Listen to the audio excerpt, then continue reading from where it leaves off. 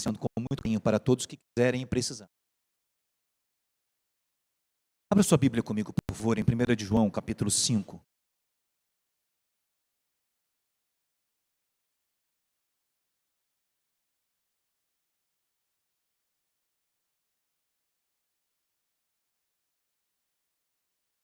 Ainda bem que não é o Zé da Manga, né?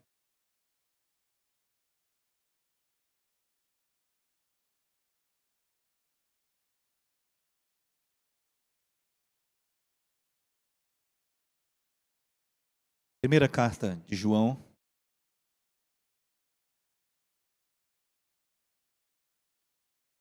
no capítulo 5.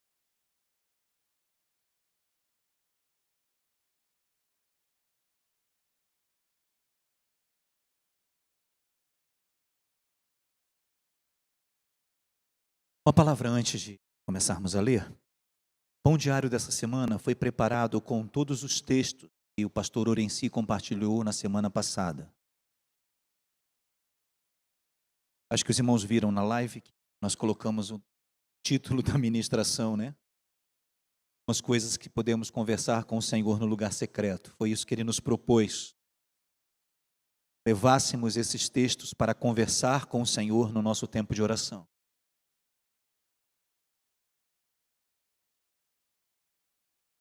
Então, os textos que estão no pão diário dessa semana correspondem aos textos que Ele nos deu, o pastor Orenci nos passou na lista da semana passada.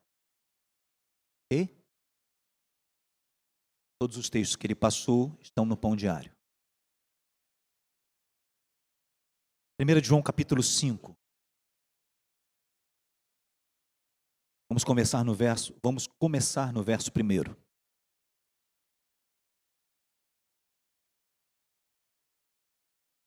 Estão comigo? Todo aquele que crê que Jesus Cristo, ou que Jesus é o Cristo, é nascido de Deus. Todo aquele que ama ao que o gerou, também ama ao que dele é nascido.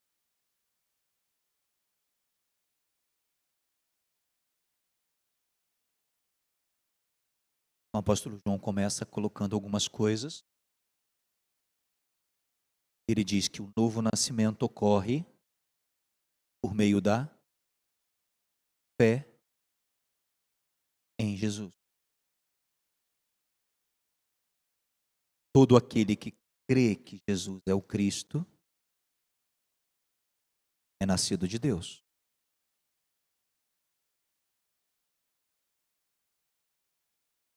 E aí ele diz que quem ama aquele que gerou também ama aqueles que nasceram dele. E ele vai nos convocar dizendo: nisto conhecemos que amamos os filhos de Deus, logo amamos uns aos outros. Quando amamos a Deus e guardamos os seus mandamentos. Então ele vai dizer que nós conhecemos e amamos os filhos de Deus quando amamos a Deus e guardamos os seus mandamentos. Então a forma de amar os nossos irmãos é amando a Deus e guardando o que Ele diz,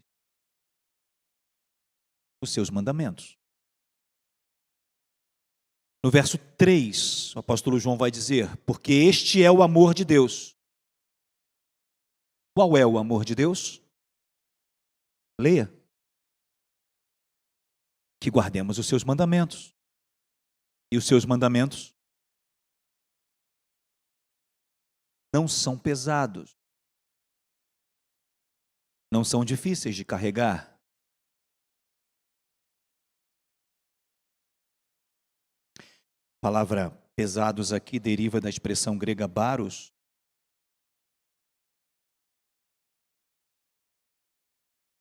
que literalmente significa carga, sobrecarga, algo posto sobre alguém.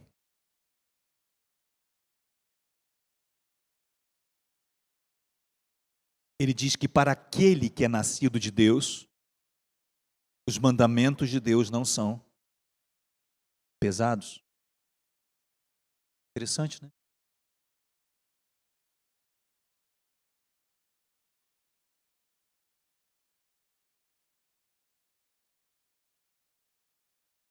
Quando a gente abre João 5, é impossível não relacionar o que o apóstolo João está dizendo aqui com aquilo que nós encontramos na expressão do Shema Israel. Já ouviram falar do Shema Israel?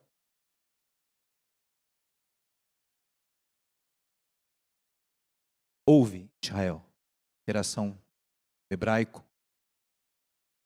tradução do hebraico. Abra comigo, por favor, a sua Bíblia, Deuteronômio capítulo 10. E apesar de estarmos tratando num contexto da antiga aliança, é muito importante que este texto nos traz. E ele é a relação entre tudo que já ouvimos com tudo aquilo que vamos ouvir. Todo o equipamento da armadura de Deus, todo o posicionamento que temos que ter, eu espero que os irmãos estejam lendo o último apacentar que colocamos sobre a milícia da fé. Nossa postura aqui não é de passeio, de turismo. Nós aqui, a igreja não é um grupo social de apoio emocional, afetivo. A igreja é um exército.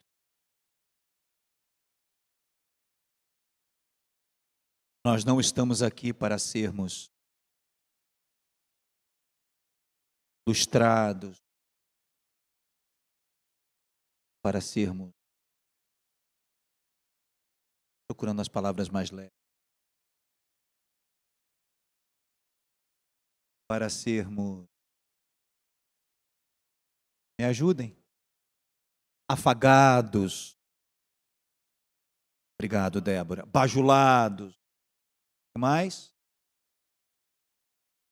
Todo aquele que nasceu de Deus está numa guerra, num conflito. Ou você entende que você está no exército, ou você não entende o que é nascer de novo. Porque pessoas que se relacionam com a igreja de Deus e com o Senhor achando que serão sempre bajulados, sempre a vontade dele será feita, aquilo que eu não gosto eu deixo para trás, nunca se encaixarão em nenhum lugar para servir. E deixar as coisas que estão ao redor para agradar aquele que te convocou para a guerra. Ler a milícia da fé, o material que nós entregamos lá, é essencial para a gente entender a natureza da nossa realidade. Nós somos chamados para uma batalha. Quando o Senhor Jesus diz aos discípulos, tu és Pedro e sobre esta pedra edificarei a minha igreja, e ele estava falando que aquilo que Pedro disse era a pedra. Pedro disse, tu és o Cristo, Filho do Deus vivo. Desde este momento onde ele diz que a igreja dele estava sendo e seria edificada, ele estabelece uma realidade de conflito. Ele diz logo a seguir. Não lembram? Sobre esta pedra edificaria a minha igreja.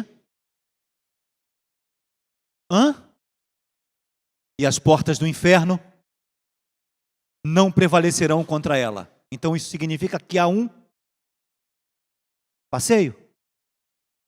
A igreja é o quê? É um cruzeiro? É um parquinho? É um playground? É um shopping?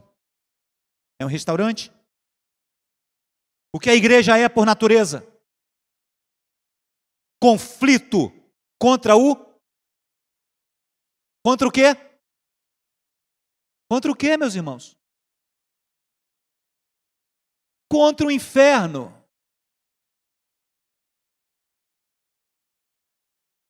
Ele não diz que as portas da igreja estariam sendo invadidas pelo inferno.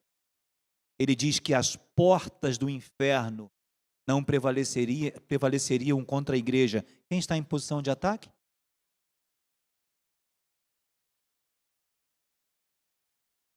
Ele não disse: tu és Pedro, sob esta pedra edificarei a minha igreja e tranquem os seus portões para que o inferno não entre. Foi isso que ele disse? O que ele disse? E as portas do inferno não prevalecerão contra ela. É um posicionamento ativo de ataque, de conflito. Ser igreja de Deus não é um passeio no playground, não é um shopping, não é um centro de aceitação psicossocial, não é um grupo de comunhão de apoio. Ser igreja é ser um exército. É estar em conflito, amando uns aos outros, amando ao Senhor, servindo-o em todo o tempo. Essa natureza de sermos igreja precisa ser resgatada nesses próximos dias, quando vamos começar a expor a dimensão do Evangelho de Cristo Jesus para este, onde a maior parte do tempo temos visto em muitos lugares o Evangelho sem.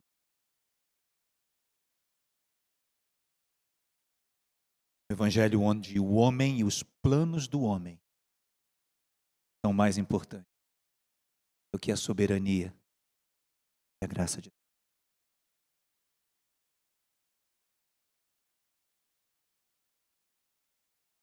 Ouvi uma palavra bem rápida, chamou a atenção pelo teor. E um pastor dizia: algum tempo atrás, nós olhávamos para os nossos irmãos e dizíamos: a paz do Senhor Jesus Cristo.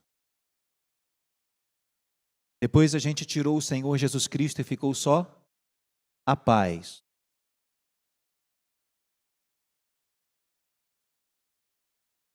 Ele disse: hoje em dia você entra em alguns ambientes, ao invés de recebermos a paz do Senhor Jesus Cristo, a gente recebe: oi minha linda, oi meu lindo. Oi Jesus. Você é filho do rei, você é príncipe.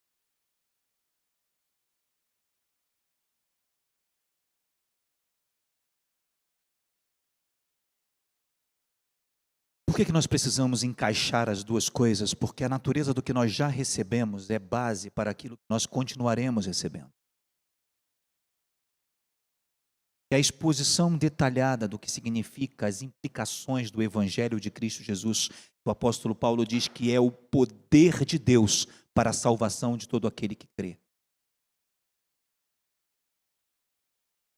Não é o poder de Deus para prosperar todo homem que crê, é para a salvação de todo aquele que crê.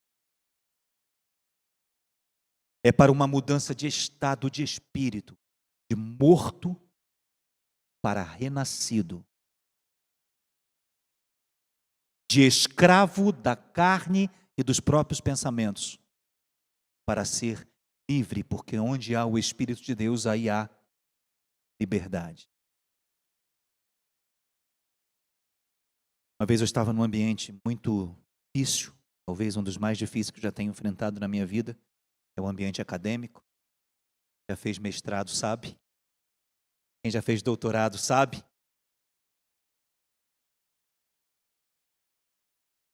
Uma pessoa me disse que nunca aceitaria uma relação com Deus que te proíbe.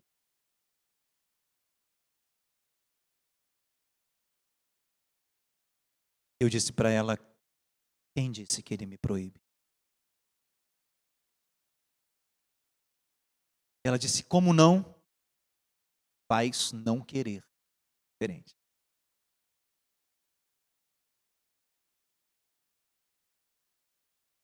Não é ele que diz, não faça. Mas quando ele diz, não faça, ele está produzindo em meu coração é o desejo de não fazer. E não a obrigação de não fazer. Quando Deus me diz, faça ou não faça, o que ele produz em mim é o desejo de agradá-lo. Então, fazer ou não fazer está intimamente ligado com as minhas posturas e desejos.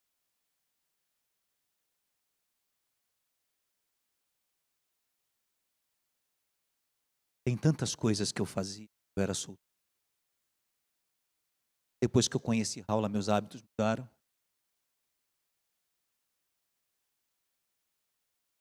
Eu tenho certeza que tem muitas coisas dos hábitos dela também que mudaram. Um monte de besteira. Vou falar bem baixinho. Ensinei ela a comer porcaria. Ela não comia porcaria. Depois que ela casou comigo, ela aprendeu a comer.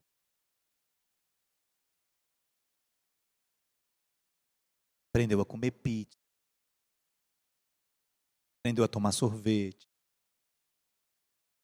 Aprendeu a comer carne gorda mal passada.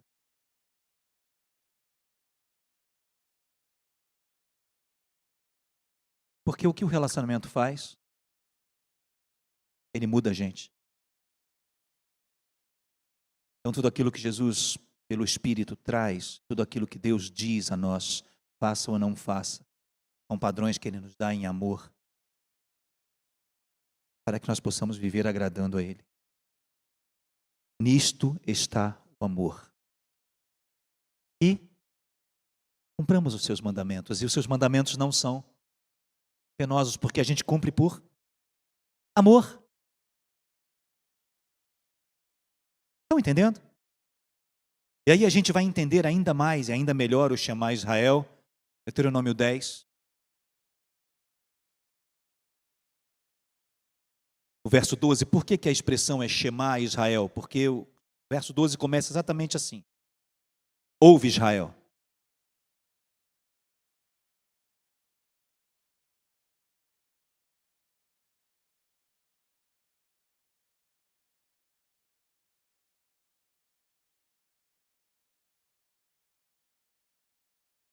Escuta Israel.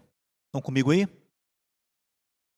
Gostaria que os irmãos olhassem o verso 12 e o verso 13 e identificassem que ele termina com um ponto de interrogação. Viram aí? O versículo 13 termina com um ponto de interrogação.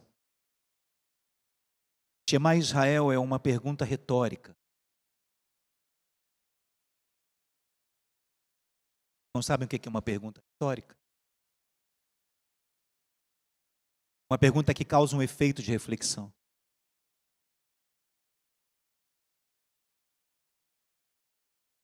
Agora, pois, Israel, o que é que o Senhor teu Deus pede de ti?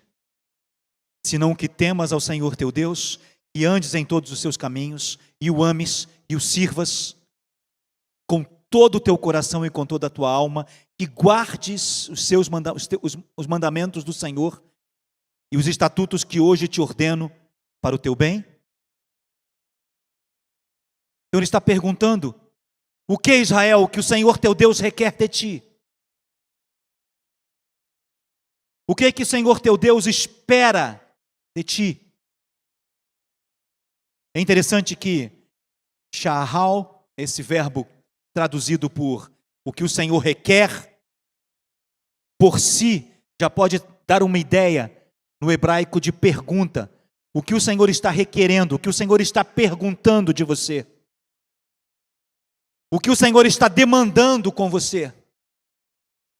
O que Ele espera que você faça.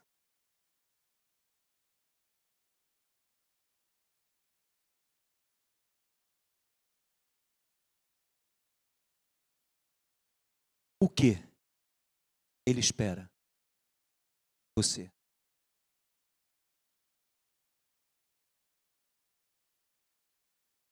Primeiro, é um contexto aberto. Primeiro, que andes todos os seus caminhos. Segundo, que o ames. Terceiro, que sirvas o Senhor teu Deus com todo o teu coração e com toda a tua alma. Quarto, que guardes os mandamentos do Senhor e os seus estatutos que hoje te ordeno para o teu bem. Quais são as 4 coisas? Que andes em todos os seus caminhos, que o ames, que o sirvas e que guarde os seus mandamentos. E andes com ele, que o ames, que o sirvas e que guarde os seus mandamentos. Vamos repetir? Que andes com ele, que o ames, que o sirvas de todo o coração e toda a alma e que guarde os seus mandamentos. É impressionante. Estas coisas todas para o teu bem. Há uma construção hebraica aqui, dá a ideia de que guardar os mandamentos e os estatutos para o teu bem. O para o teu bem não é apenas o andar, o guardar os mandamentos, é todo o restante. Andar com o Senhor teu Deus, amar o Senhor teu Deus, servi-lo de todo o teu coração, com toda a tua alma, guardar os seus mandamentos e os seus estatutos. Tudo isso é para o teu bem.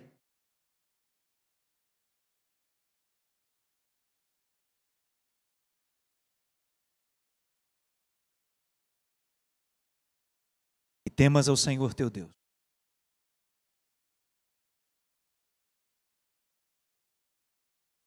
Queria ler para os irmãos a maneira como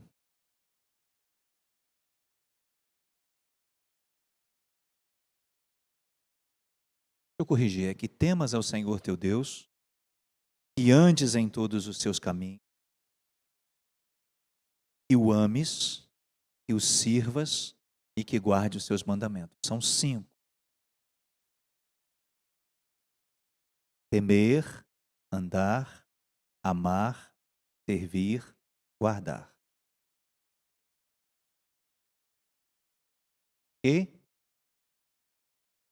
eu gosto muito da versão que encontrei no texto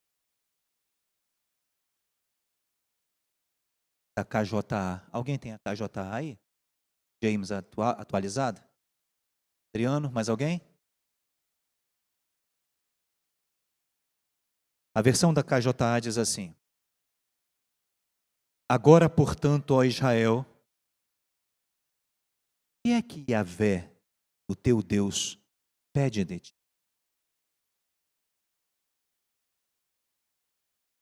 Ora, apenas que, eu achei esse apenas muito interessante, apenas que tema o Senhor com amor reverente, andando em todos os seus caminhos, servindo ao Eterno, teu Deus, com todo o teu coração, com toda a tua alma, e obedecendo aos mandamentos e doutrinas do Senhor, que hoje te ordeno para a tua plena felicidade.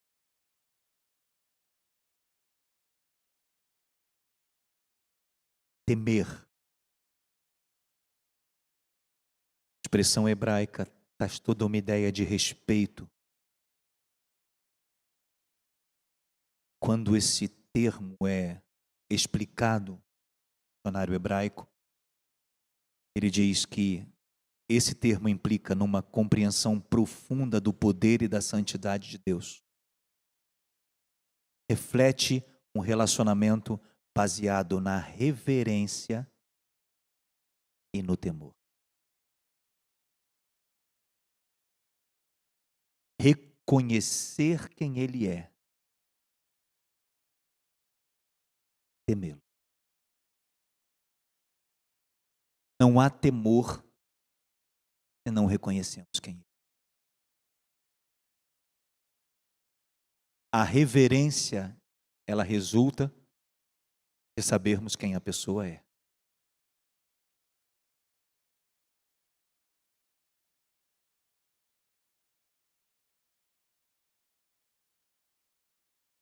Vamos supor que nós estivéssemos no local e em um país onde tem reis, príncipes, nobres.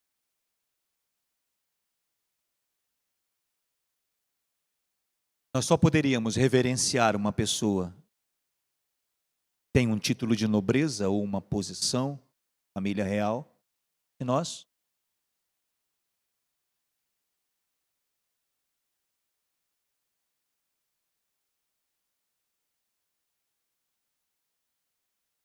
estava vendo uma entrevista esses dias de um jogador que jogou no mundo árabe e o juiz da partida estava lá e marcação de uma falta, e ele reclamou, e ele peitou o juiz, e ele botou o dedo no nariz do juiz, e o juiz foi até o VAR e expulsou ele saiu falando cobras e lagartos. Quando ele chegou no banco de reservas, o pessoal falou: você está maluco? Você sabe quem é aquele cara? Ele vai, o juiz, né? É o Sheik fulano de tal.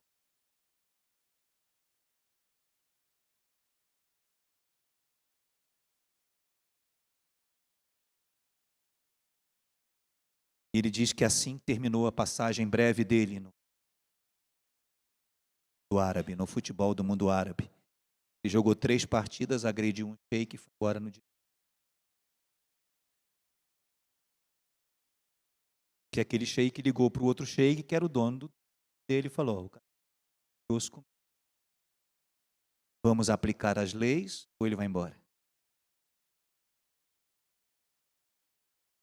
Vocês imaginam qual é a aplicação da lei do árabe, humano, para uma agressão verbal a um sheik?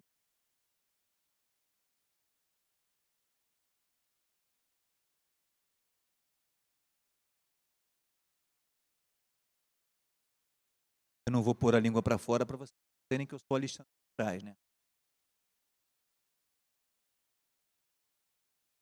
Imagina. O indivíduo não sabia quem era.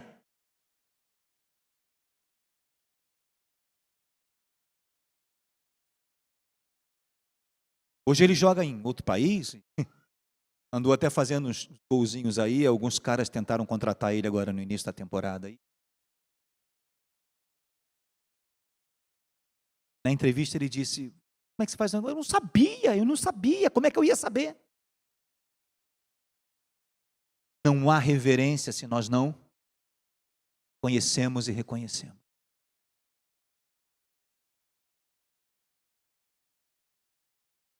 Segunda palavra, andar em todos os seus caminhos. O termo hebraico significa viver de acordo com os caminhos de Deus. A palavra traduzida por caminho literalmente tem a ver com modo de vida. O termo hebraico é aplicado desse sentido, como um modo de vida. Então andar, caminhar, andar com o Senhor implica em ter uma forma de viver, modo de vida que tem a ver com Ele.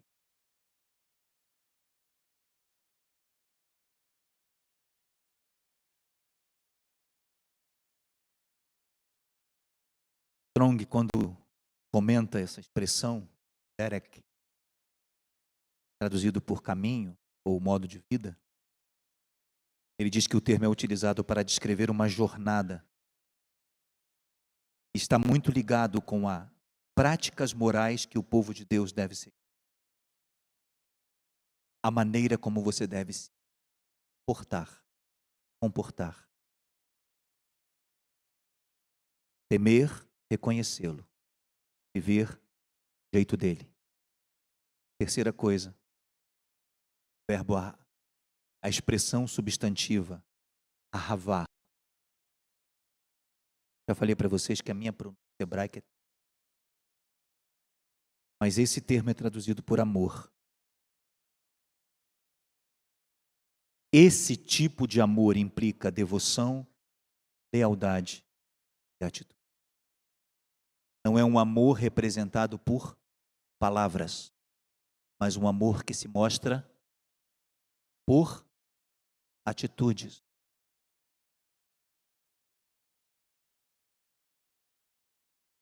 Alguns anos atrás foi muito comum no meio evangélico brasileiro um livrinho chamado As Linguagens do Amor. Alguns já ouviram falar?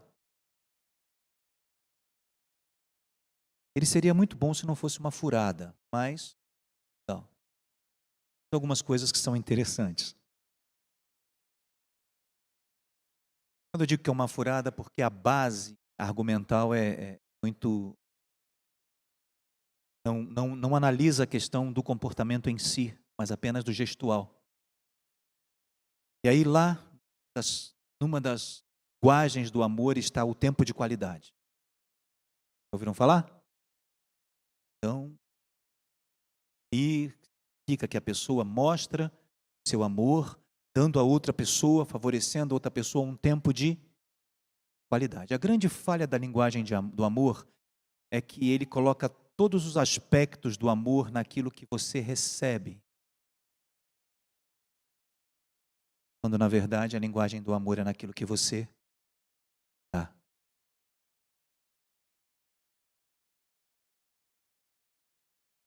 Ninguém ama o outro para receber. O amor tudo sofre, crê, tudo espera, tudo suporta. Isso te parece alguma coisa que você entra para receber?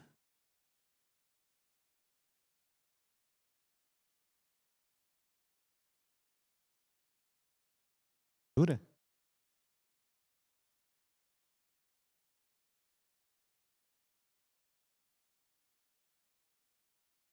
Então, quando você ama alguém, você ama para receber. Quando você ama alguém, você ama para dar. Por isso, o texto bíblico nos diz: não devemos amar boca, mas por obras, atitudes e em verdade. A banalização do conceito de amor é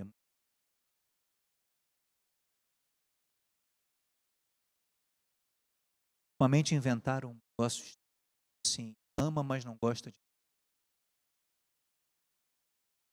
Papo de maluco. Não, eu sei que você me ama, você só não gosta de mim.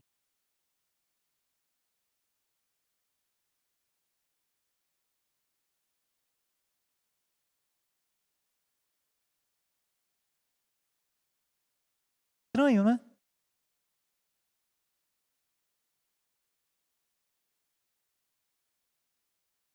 Temo muito pelos conceitos que nós estamos recebendo tão abertamente em meios, principalmente por esse lixo aqui,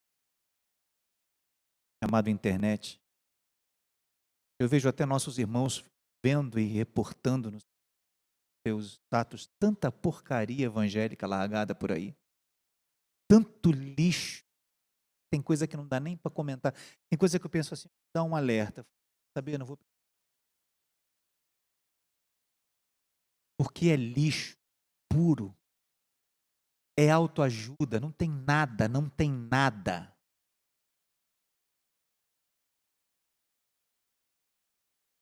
Esses dias um irmão nosso postou um Dave Leonardo.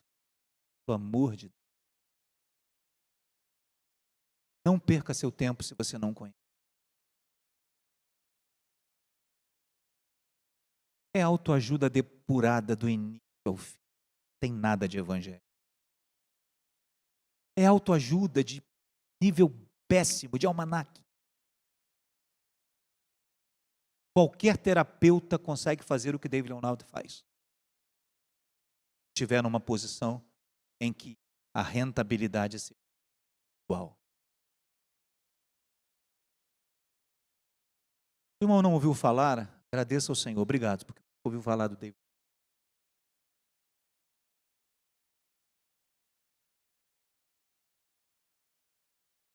E há tanto lixo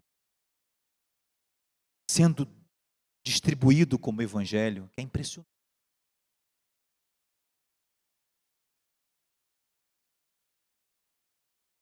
Esses dias eu atendi uma pessoa e ela me disse: pastor, eu vim procurar o senhor porque passei por 3 psicólogos.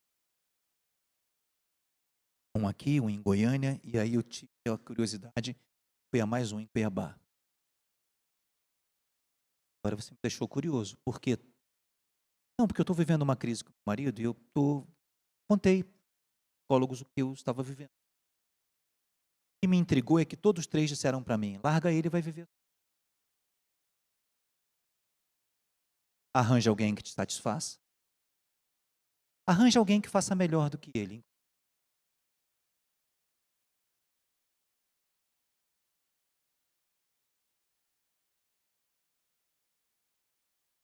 E como nesses últimos meses, pelo menos os últimos 2 meses, eu deixei de ser terapeuta e eu estou voltando a atender como aconselhamento pastoral, falei para ela: você quer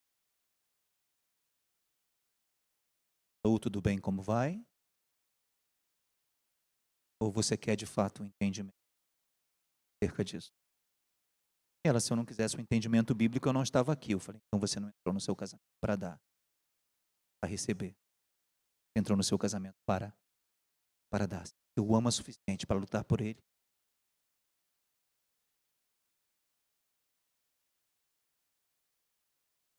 E não, faça bem feito. Ao invés de se envolver com alguém e sujar o seu nome. É a lei. Suje de forma correta. Não se suje porque ele se suje.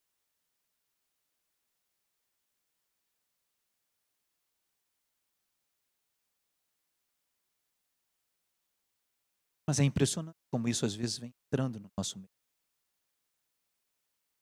E os valores de amor estão estabelecidos naquilo que eu recebo, inclusive no nosso conceito de amor de Deus. Deus me ama porque Ele me dá. Se um dia eu pedir e Ele não der, eu vou duvidar que Ele me ama. Se um dia a coisa apertar para o meu lado, que Deus é esse? Como que Deus me ama assim?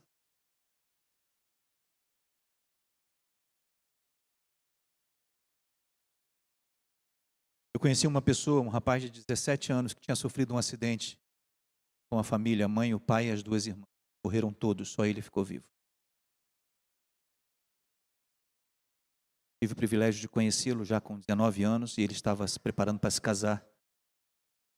Eu perguntei para ele, posso te perguntar uma coisa? Ele falou, pode. Eu falei, você deu conta de se reorganizar nesse meio todo? Ele falou, porque eu nunca duvidei. Deus me ama. Eu falei, mas como? Você perdeu tudo. Ele falou, e daí? Eu nunca duvidei.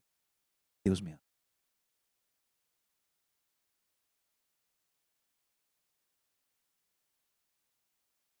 Essa é a chave para entendermos o Evangelho.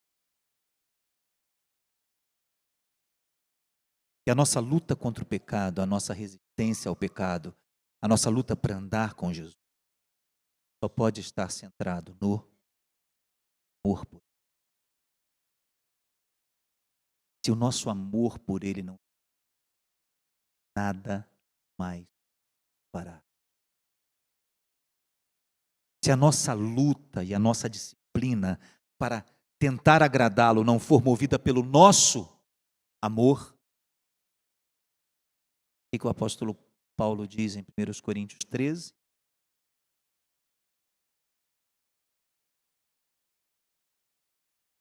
Se eu tivesse dons de profetizar, de ciência, de falar em línguas de homens e de anjos, dizem por aí que existem língua de anjos.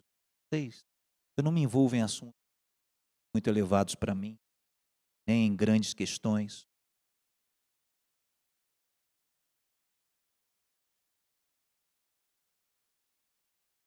Ainda que eu entregasse meu corpo para ser queimado, desse tudo que eu tenho para os outros, sem amor, tal que soa,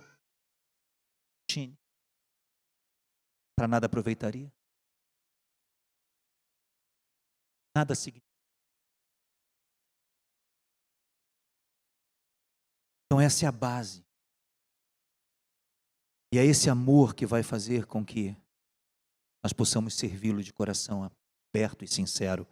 E a palavra servir aqui é o ato de serviço.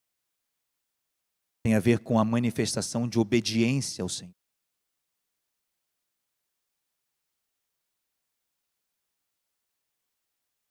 A palavra servir também está intimamente ligada no contexto do Antigo Testamento. A nossa alegria em cultuá-lo, reconhecê-lo, em entregar o nosso louvor. É o mesmo termo utilizado quando Moisés confronta Faraó, diz, deixa o meu povo ir para que me sirva. Algumas novas versões diz, para que me preste culto.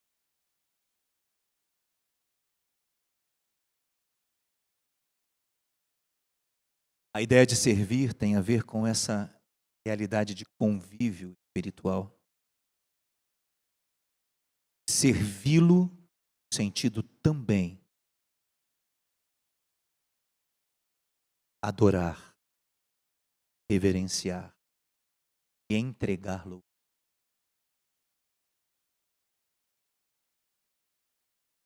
Isso deve ser feito com toda a alma, todo o coração. A expressão utilizada no hebraico para todo dá a ideia de algo que é feito de forma completa, completamente, na sua totalidade. Na totalidade do seu coração e na totalidade da sua alma.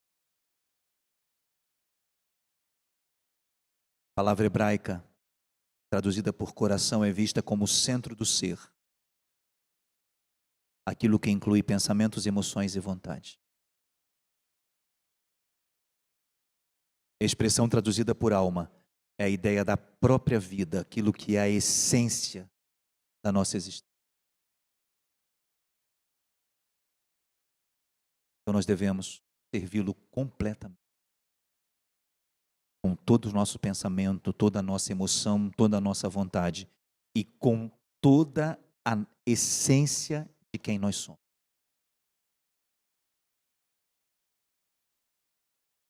Está claro? Este chamado à totalidade é um comentário Strong no dicionário hebraico.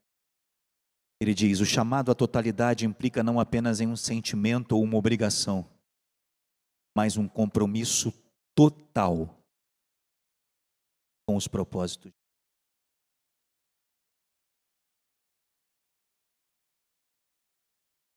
E aí ele vai dizer, ele nos exorta a temer a Deus e perguntar o que Ele requer de nós. Andar em todos os seus caminhos. Amar a Deus, expresso em ações concretas, e resulta num serviço integral, que é de todo o nosso coração. Então, os seus mandamentos não são penosos. E nós podemos cumprir todo o seu mandamento. Como resultado de obediência, caracterizada por profundo amor, profunda reverência.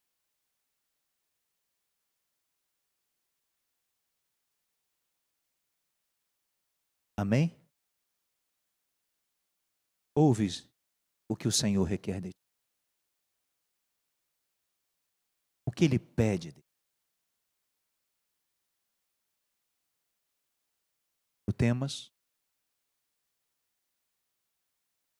e antes em todos os teus caminhos. E o ames, e o sirvas e que guarde os teus estatutos. Para o bem de você.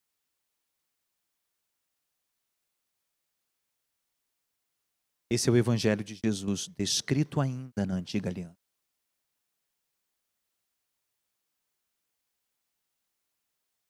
Porque ele diz, haverá um tempo, escreverei a minha lei em vossos corações.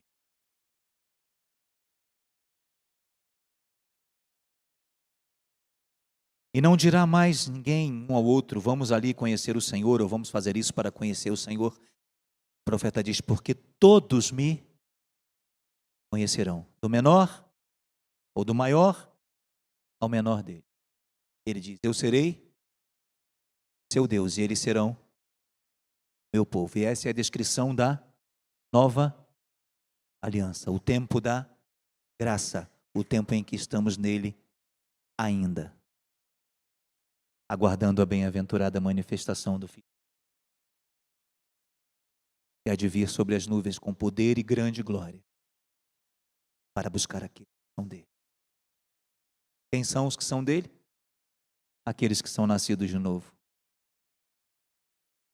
Aqueles que entendem que devem temê-lo, amá-lo, servi-lo andar em seus caminhos,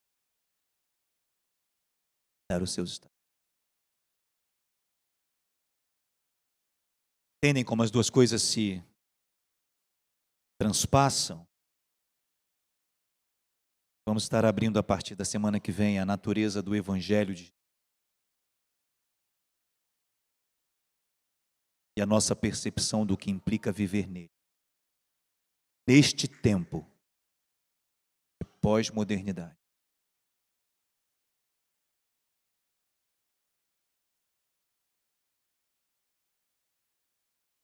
Que o Senhor nos abra abundantemente a sua palavra nesta semana. Que Ele nos leve com carinho, seu Espírito, ao lugar secreto, ao tempo de orarmos, de desfrutarmos dele durante os nossos dias de semana. Que Ele também nos guie a sua palavra para nos alimentarmos dela. Que Ele preserve nosso compromisso com Ele no primeiro dia da semana para celebrarmos o seu nome, a sua ressurreição, desfrutarmos da presença dele como igreja do Senhor Jesus. Amém? Até o gato veio assistir hoje.